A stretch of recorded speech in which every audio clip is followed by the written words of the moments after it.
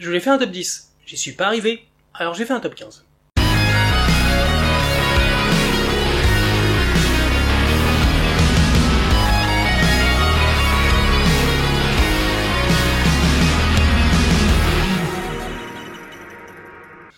Salut à tous, heureux de vous retrouver pour cette nouvelle vidéo où je vais vous parler de mon top 15 de mes dramas vus en 2020. Alors ce ne sont pas des dramas qui datent de 2020, mais comme je n'arrête pas de le répéter, j'ai recommencé en 2020 grâce au confinement, merci à lui, à regarder de nouveau, intensivement, des dramas. Donc voilà, c'est mes 15 dramas favoris que j'ai vus cette année. Je vous avoue, c'était très dur, parce qu'il y a beaucoup, mais beaucoup de dramas que j'ai adoré dans ce que j'ai vu. Trêve de bavardage, c'est parti. Oh, petit spoiler avant de commencer, il y a beaucoup de romances. Numéro 15, My Golden Life. C'est simplement un drama qui a été à la fois une source de peur, mais aussi un gros coup de cœur. My Golden Life, c'est vraiment une belle histoire, mais une histoire quand même très dure, parce que les thèmes abordés sont très violents, les actions des personnages sont répréhensibles, mais il y a une belle histoire d'amour, il y a une belle morale de remise en question de soi, qu'on soit riche ou pauvre, et il y a un très bel esprit familial, et voilà, la romance est juste... je l'ai adoré. Mais si tu veux en savoir plus, je t'invite à aller voir ma vidéo avis et critique sur ce drama. En fait, j'aurais voulu le mettre bien plus haut dans ma liste, mais à cause d'un petit gros bémol sur ce drama, eh bien, je ne pouvais pas. Alors, je sais, ça ne devrait pas rentrer en compte, mais pourtant, ça a vraiment gâché l'expérience de visionnage. Présent sur Netflix, bourré de fautes d'orthographe, de contresens, d'oubli de mots, de mauvaises traductions, c'était un calvaire à suivre. 52 épisodes avec un travail bâclé de traduction, c'est juste pas possible. Numéro 14. The Rebel. The Rebel, c'est un drama historique qui m'a chamboulé, puisque je ne m'attendais pas du tout à ça. Comme d'habitude, quand tu regardes un drama, tu vas t'intéresser au héros, et voilà, sa vie au dernier épisode. Et en fait, pas du tout. Le drama prend le temps d'inscrire vraiment tous les personnages dans sa continuité. On ne suit pas le héros, mais on suit d'abord son père, et ce qu'il va faire jusqu'à un certain moment où notre héros va prendre sa suite et devenir un héros du peuple, quelqu'un de fort, quelqu'un sur qui on peut compter, et surtout quelqu'un qui va chambouler le pays comme mon petit cœur. Le héros est un enfant terrible, c'est-à-dire un enfant qui apparaît une fois tous les 100 ans, il me semble, et qui a des capacités surhumaines, une grande force, des sens aiguisés, une super vitesse, voilà. Ces enfants-là sont considérés comme une malédiction ou une bénédiction, selon comment tu veux le voir. Et c'est tout cet aspect à la fois historique mais aussi fantastique qui m'a énormément plu. Excellent drama, si tu ne l'as pas vu, je te le conseille fortement. Numéro 13, Strong Girl Dombongso. Alors, c'est un drama qui m'a été conseillé par une amie. Quand je lui ai dit, ouais, je viens de finir un drama quand même assez dur, il me faudrait quelque chose d'un peu plus fun, drôle, attendrissant, mignon, et elle m'a tout de suite dit, regarde, Strong Girl Dombongso. Dès le premier épisode, j'étais conquis. On a une héroïne qui est mignonne, forte, on a un personnage principal qui est fun, un peu fou, et on a un troisième protagoniste qui lui est un débile profond, qui est très lourd, mais ça c'est autre chose. Un triangle amoureux, comme dans toutes les romances, une romance, mais surtout, il n'y a pas que ça. Il y a une grosse partie thriller psychologique, puisque le méchant dans ce drama n'est pas le rival de notre héros, mais bien un psychopathe qui enlève des femmes. Notre héroïne va se retrouver confrontée à lui dans le pire et dans le meilleur des cas, et c'est vraiment un drama qui est, très égal en termes de contenu. Le contenu mignon et le contenu très dur, très compliqué, très mature. C'est vraiment génial, une romance qui se fait doucement, très logique, très réaliste, et le tout est quand même emballé avec une OST qui est relativement très fun, très énergique, qui va très bien avec le drama. Donc ouais, non, c'est un hit complet, que je conseille, que j'ai adoré, que j'ai déjà vu 2 ou 3 fois, je crois. Donc non, vraiment très bon. Même si on se demande toujours si nos 2 acteurs principaux sont ensemble, vu que l'acteur principal, lui, avait comme déclaré qu'il était tombé amoureux d'elle pendant le tournage. Mais la vie privée en Corée, c'est quelque chose avec laquelle on ne rigole pas. Donc, numéro 12, My ID is Gundam Beauty. C'est un drama que j'ai adoré. Alors, je vais passer sur le côté où beaucoup de gens critiquent le fait que, oui, bravo le message, si tu veux une nouvelle vie, si tu veux te sentir bien dans ta peau, faut passer par la chirurgie esthétique. Clairement, non, moi, j'ai pas pris ça comme ça.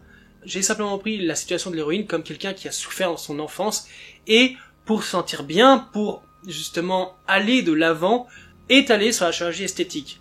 Alors, je sais que les canons de beauté, la Corée, chirurgie esthétique, tout ça, c'est quelque chose qui est très répréhensible, qui est beaucoup critiqué, mais quand ce geste ne part pas d'un sentiment de mode, parce qu'il faut faire comme tout le monde, parce que c'est la ligne directrice de toutes les filles en Corée, honnêtement, moi je trouve ça bien. Là, il y a vraiment un besoin. C'est un besoin de se sentir bien dans sa peau. Je suis désolé, mais une personne qui veut se sentir bien dans sa peau, qui ne s'accepte pas comme elle est, je vois pas en quoi c'est répréhensible. Surtout qu'on a quand même un beau message qui se retrouve à travers son couple amoureux, puisque son chéri va quand même lui dire, peu importe son visage, il serait tombé amoureux d'elle parce que elle, c'est elle. Il s'en fiche. Le fait qu'ils connaissent ces deux visages est une force qui a renforcé justement leur amour. Un amour que moi j'ai trouvé mignon, mais surtout très pur. Il n'y a pas de grandes déclarations, il n'y a pas ils en font pas trop.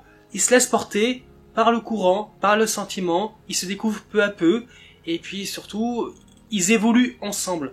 Parce que d'un côté, on va avoir notre héroïne, donc Mirai, qui va permettre à son petit ami de renouer avec sa mère qui est un peu son mentor, qui est la personne qui va venir le plus au monde, et quand la mère va découvrir qu'ils sont tous les deux ensemble, mais elle sera super heureuse.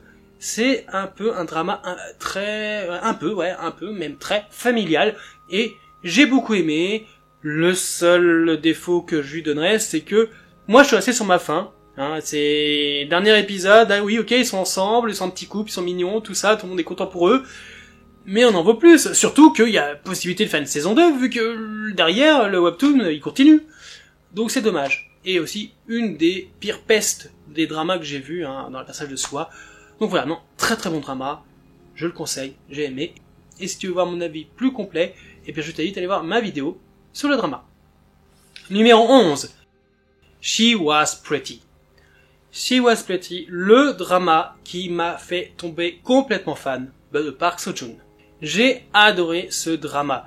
C'est une romance, tout ce qu'il y a de plus classique, mais une belle romance, en plus dans le milieu de la mode, du magazine de mode.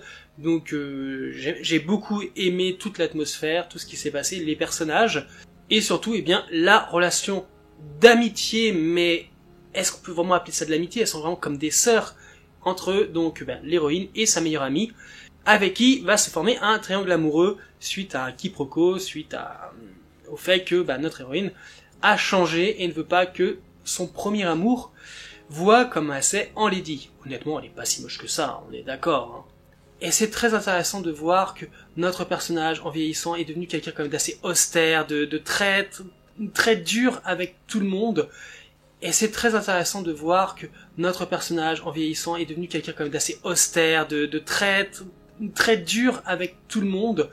On va découvrir d'un jeune homme assez austère, très dur, que quand son cœur s'éveille, c'est quelqu'un de charmant, et qui est proche des autres, qui peut les aider, c'est quelqu'un de bien. Et c'est un beau message positif, comme quoi, qu'on soit beau, qu'on soit laid, qu'on soit entre les deux, peu importe, il y a toujours une place pour nous, et l'amour est toujours présent. Moi c'est un peu comme ça que je le vois. Voilà, j'ai adoré. Numéro 10, Hwaleng. Encore un drama avec Park Seo-joon, et honnêtement, quel plaisir, quel bonheur, quel bonbon pour les yeux, ces tenues, les tenues des Hwaleng, qu'elles soient la tenue uniforme scolaire, entre guillemets, évidemment, ou la tenue rouge, mais magnifique, et tellement de fils ressentis à des moments clés, quand il s'est passé pour le roi, la force qui se dégage de son personnage. Park Seo-joon est vraiment un de mes acteurs favoris, il est juste exceptionnel. Je l'ai adoré du début à la fin. Alors pas que l'acteur, évidemment, le drama aussi. Le seul problème, c'est Goala qui ne fait que chialer et faire chier son monde. C'est dommage, je n'adhère pas du tout à cette romance d'ailleurs. Mais bon, c'est la vie. Oui, honnêtement, moi, j'étais beaucoup plus fan que Park Seo-joon, le personnage de Park Seo-joon, se mette en couple avec le personnage de Solyeji. Parce que j'ai adoré Solyeji en princesse badass. Elle était juste au top. Oui, j'aime Soyeji, vous l'avez compris. Voilà, un drama historique, un drama d'amour, un drama royal, un drama très fort sur beaucoup de points, un drama que j'aime et que je veux déjà revoir, et en fait je suis en train de me dire mais pourquoi je vous en parle? Il faut que je le revoie maintenant. J'ai envie de le voir, c'est vraiment mon premier coup de cœur en termes de costumes dans des dramas. Alors bien sûr avec tous les dramas historiques qu'il y a encore, il m'en reste beaucoup à voir des coups de cœur. Mais alors là, cette tenue rouge, encore une fois. Mais bon, on est d'accord quand même que c'est un drama très fangirl. Et c'est fun. Numéro 9. Live Up to Your Name. De l'historique, un voyage temporel, du contemporain, une histoire d'amour intemporelle, de l'humour. Banco! Ah, clairement, j'ai kiffé. C'était vraiment top. Évidemment, je vous dirais la même chose, c'est dommage, ça n'a pas été plus long, hein. Ça fait quand même 20 épisodes, mais bon, j'aurais bien voulu voir encore après, quand ils se retrouvent à la fin, tout ça. Oui, voilà, moi je vous dirais ça souvent, hein, je suis généralement très frustré par les fins, j'en veux toujours plus, parce que vous arrêtez pas, c'est très bien quand c'est long, au final, c'est bien. Faut être pris dans le jeu, mais c'est bien. J'ai tout adoré dans ce drama. Les situations, les personnages, l'histoire d'amour qui est très tendre, qui est très mignonne, enfin, comme la plupart des romances. Dès l'extrait que j'ai vu sur Netflix, j'ai fait « Ouh, ça m'intéresse. Ouh, je vais aimer. » Et ouais, j'ai aimé. Ah, mais que de belles soirées en le visionnant. Vraiment. Numéro 8. Romance in the Bonus Book. Un drama qui m'a été conseillé par une amie. Et honnêtement, au visionnage du premier épisode, j'ai eu du mal. Parce qu'on commence vraiment sur un mariage.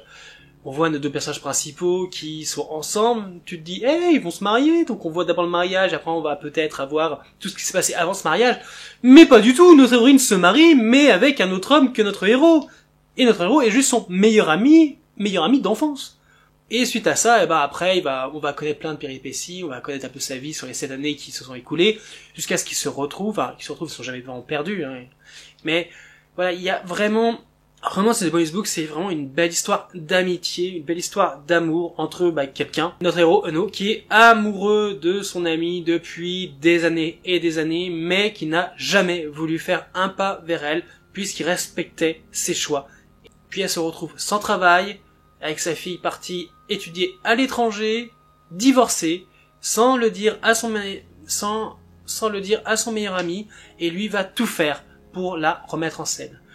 Un triangle amoureux également dans cette romance, mais un triangle amoureux que j'ai beaucoup aimé puisqu'il est logique. Les deux avaient une chance égale de réussir à la conquérir. Enfin voilà, beaucoup de fils, beaucoup de choses, un drama que j'ai beaucoup apprécié, j'ai déjà vu 2 fois, des personnages qui sont extraordinaires. J'aime pas beaucoup le second ligne masculin, hein, parce que je prends parti aussi dans les triangles amoureux, hein, ça m'arrive. Et voilà, je l'adore, faut que je le revoie aussi, faut que je le revoie. Numéro 7, Pinocchio. Alors, Pinocchio, ça a été une surprise assez extraordinaire. En lisant le synopsis, j'ai trouvé ça intéressant et je me suis lancé, mais, je n'aurais jamais pensé que ce serait une telle histoire. Alors oui, on a une histoire d'amour, mais ça, on s'en fiche un peu. Elle est là, elle est très bien construite, j'ai pas de soucis là-dessus, je les trouve très mignons ensemble. L'acteur est juste extraordinaire, comme d'habitude, dans tous ses rôles, hein, j'adore cet acteur aussi. Et la plus belle surprise, c'est que j'aurais jamais pensé que ce drama traiterait de sujets aussi graves. On parle quand même de manipulation des médias, dans le sens où on voit des journalistes qui mentent pour grossir des histoires, sans prendre la peine, mais vraiment, de penser que ça pourrait nuire à des familles, que ça pourrait causer leur mort. Des sujets très forts, très répréhensibles. Un combat pour la vérité. Et à côté de ça, on a notre héroïne qui veut devenir journaliste, mais malheureusement elle a le syndrome de Pinocchio, un syndrome qui l'empêche de mentir. Et quand elle ment, elle a le hoquet. Et dans ce drama qui est relativement dur, avec des sujets très durs, très matures, très controversés, ce petit détail du hoquet d'un Pinocchio apporte de la douceur, de la légèreté qui fait que le drama est vraiment génial à suivre. Et une très belle fin, de très bons personnages, de très beaux développements, un combat vraiment pour la vérité, comme je le disais, c'est vraiment un des meilleurs dramas que j'ai pu voir. La preuve, il est dans mon classement. Numéro 6, My Love from the Star, ou sur Netflix, Mon amour venu des étoiles. Mon premier gros méga coup de cœur quand j'ai recommencé à regarder les dramas. Tout est parfait. L'histoire, les personnages, la romance, le triangle amoureux inutile. Oui, bon, ça c'est moins parfait. Le méchant, du fantastique, une histoire actuelle, réelle, fantastique. On parle quand même d'une histoire d'amour avec un extraterrestre qui est sur Terre depuis 400 ans. En plus, il s'est pas tourné les pouces. Le gars, en fait, est riche à millions. Un petit frère très protecteur, une mère dépensière et abusive, des amitiés gâchées, mais surtout un combat contre un psychopathe, comme on en a connu peu. Notre actrice qui pourrait en faire des tonnes, mais qui est juste extraordinaire dans le jeu, dans le caractère de ce personnage. C'est vraiment un gros point fort du drama. Si on s'en fout de la romance, mais juste pour elle et son jeu, c'est top. Un très bon drama. Et une des autres raisons pour lesquelles j'aime ce drama, c'est qu'on a un épisode full épilogue. Ce que je demande à chaque drama. Après ce dernier épisode, je n'avais pas besoin d'en voir plus. J'étais conquis, comblé. Numéro 5, Temperature of Love. Ce drama, mais j'ai jamais senti autant de feeling pour ce drama. Une histoire d'amour, pas comme les autres, puisque on nous présente clairement ce que vont vivre nos personnages. C'est un amour comme on ne peut en connaître qu'un seul dans sa vie. Un amour fusionnel, passionnel. Les personnages ne peuvent pas vivre l'un sans l'autre, malgré la séparation, malgré ce qui se passe. Ils sont forts ensemble, ils se renforcent, ils s'aiment de la meilleure manière qui soit. J'ai adoré. Moins le second ligne masculin qui vient faire chier, lui l'aveu. Et il va essayer de faire chier jusqu'à, au final, se sentir vaincu et dire « Oh, bah j'ai perdu ». Clairement, ça n'a servi à rien. Le personnage était extraordinaire en dehors de ses phases de jalousie impulsive. Ça a gâché le drama. Mais c'est un drama qui a fait tellement battre mon cœur que waouh, parfois elle était sensuelle, à la limite un peu érotique. Il y avait ces scènes où l'image passait au noir et blanc pour vraiment marquer les moments forts de leur relation. C'était très poétique et enfin, j'ai adoré quoi. Moi qui suis fleur bleue, très romantique, bah je veux dire que ouais. D'ailleurs, si tu veux en savoir plus sur ce que je pense de Temperature of Love, je t'invite à aller regarder ma vidéo sur le sujet. Numéro 4, What's Wrong with Secretary Kim. Un autre drama avec Park Seo-joon, mais surtout le drama où j'ai découvert Park Mi-yoon, et surtout le fait que, à mes yeux, aucun couple que j'ai vu dans les dramas que j'ai pu regarder n'égale le leur. Leur couple est hyper méga fusionnel. Il y a une telle osmose, une telle alchimie entre eux que, honnêtement, tous les couples que j'ai pu voir à côté sont de la gnognotte. C'est juste aberrant. Pour moi, ils sont parfaits l'un pour l'autre. Donc, quand il y a eu des rumeurs comme quoi, oui, en fait, ils sortent ensemble dans la vraie vie, moi j'étais prêt à y croire, vraiment. Bon, ça a été démenti. Mais honnêtement, refaites un drama où vous êtes en couple, parce que vous êtes parfaits l'un pour l'autre. Bon, voilà. À côté de ça, à côté de cette romance que j'ai trouvée très bonne, les personnages que j'ai trouvés très bons, le second masculin que je déteste, en plus, un second masculin qui... J'aime pas sa tête, j'aime pas son jeu, et surtout, son personnage, un mythomane qui se fait plaindre alors que tout est de sa faute. J'ai capté qu'il y avait une merde, et en fait, je l'ai pas aimé dès le début. Dès qu'il est apparu, j'ai fait, toi, je vais pas t'aimer. T'as une sale gueule. Bon, il n'y a pas une sale gueule, hein, mesdames, hein, mesdemoiselles, il est quand même beau. Mais c'est son personnage que j'ai pas du tout aimé. Mais bon, pas du tout. Mais voilà. Tout le reste était impeccable. Et encore une fois, pourquoi c'était pas plus long? Pourquoi on s'arrête au 7 épisode? Faites-moi un épisode 17, voire 18, un full épilogue. Surtout que j'ai eu le malheur d'aller voir le webtoon, et il se passe des choses après le mariage. Ils ont quand même un enfant, il se passe des... Tu vois, il y avait moyen de faire un épisode épilogue. Et on rentre dans le top 3 avec en 3e position Angel Last Mission, Love. Alors là, ça a été mais le méga coup de cœur. Mon cœur en palpite encore aujourd'hui. Un drama contemporain, mais un drama aussi très religieux, parce qu'on parle quand même d'ange, on parle de la divinité, donc de Dieu, on parle d'une histoire d'amour quand même assez irréelle, entre un ange et une humaine, Et mon cœur a battu pour eux, mais à 100 à l'heure, à 1000 à l'heure, à chacun des épisodes. Même si je valide absolument pas le dernier épisode que je trouve très gâché. Enfin, à moitié gâché. Très belle romance, de très bons personnages. Le méchant, bon, on va plutôt dire le rival, par contre, lui, il est détestable, mais hallucinant parce qu'il est égoïste à un point, mais surtout, le talent extraordinaire de Shin Ye-sun. Mais, je l'aime, cette actrice. Quand je vous dis je l'aime, c'est que je l'aime vraiment. Derrière tout cet aspect mignon, très beau, hein, de cette histoire d'amour, il y a quand même des vertus très immorales. Des méchants, vraiment méchants et égoïstes. Et le tout forme quelque chose qui est vraiment passionnant. Je ferai une vidéo, un de ces quatre, sur ce drama. Enfin, je le revois d'abord, mais c'est sûr, je vais le revoir. Et je vous en dirai plus parce que c'est prévu que je fasse une vidéo. Numéro 2. Ardal Chronicle. Je l'ai fini très récemment. J'ai fait une vidéo pour te donner mon avis, n'hésite pas à aller la voir si tu ne l'as toujours pas vue.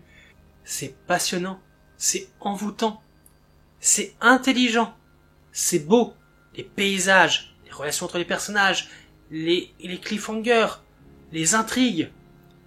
J'ai adoré de A à Z ce drama. Tout est magnifique. La plus belle évolution de personnage que j'ai pu voir, le personnage de Tanya, qui évolue de manière extraordinaire. Cette ces musiques aussi, cette chanson thème très forte qui apparaît à des moments, là, chantée par Hailey, c'est waouh. Quand on dit que c'est un Game of Thrones-like, oui, ok, mais historiquement parlant, c'est génial également. J'adore tous les personnages, j'adore tout ce qui s'est passé. J'ai hâte de la saison 2 parce que je veux cette saison 2, elle doit arriver. Et puis même, on nous prévoit une saison 3 parce que l'équipe, la production a vraiment assuré que Ardal Chronicle, c'est sur plusieurs saisons. C'est une histoire qui est énorme à traiter.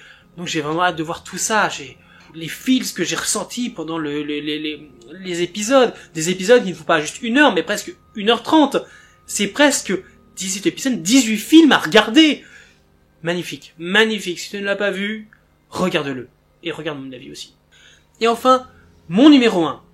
Un numéro 1 dont je ne vais pas énormément parler parce qu'il s'agit du sujet de ma prochaine vidéo, celle de la semaine prochaine.